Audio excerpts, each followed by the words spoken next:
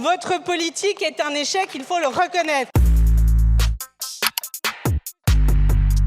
Les groupes de soutien au gouvernement sont très cohérents avec la politique qu'ils mènent depuis 2017. Ils restent dans une logique de baisse des impositions sur les entreprises.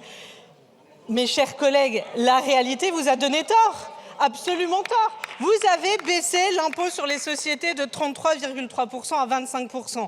Quelle est la conséquence? Une explosion du déficit, un effet nul sur les salaires et sur l'emploi et des délocalisations massives.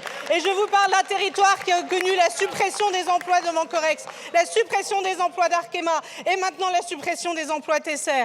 Donc en fait, maintenant, il faut que vous réalisiez, cette politique ne fonctionne pas. Et pourquoi elle ne fonctionne pas? Et c'est l'OCDE qui l'explique. Depuis les années 1990, on est en train d'assister à une dynamique qui est de faire peser de plus en plus la dynamique fiscale sur les ménages et notamment les classes moyennes et de réduire les impositions sur les entreprises. Aujourd'hui, dans les recettes de l'État, ce que contribuent les entreprises, c'est 5%. Ce n'est absolument rien. Et là, qu'est-ce qu'on demande? C'est une imposition qui va mettre à contribution les entreprises qui font de plus de 1 milliard d'euros.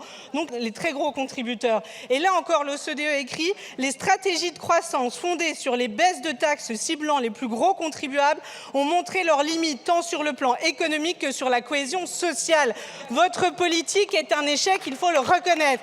Et je veux aussi le dire concrètement, que ce n'est pas les compromis qui seront faits entre le gouvernement et ses propres soutiens qui vaudront compromis pour cette Assemblée. Il faut arrêter de faire croire qu'en maintenant à moitié ce qui était fait l'année dernière, c'est déjà un effort énorme. Vraiment, mes chers collègues, revenez à la réalité et acceptez non pas de supprimer, mais de revenir à minima à ce qui a été fait lors du budget de l'année dernière pour mettre à contribution ces entreprises qui, aujourd'hui, ne contribuent plus assez au budget de l'État, alors même qu'elles bénéficient d'aides extrêmement importantes.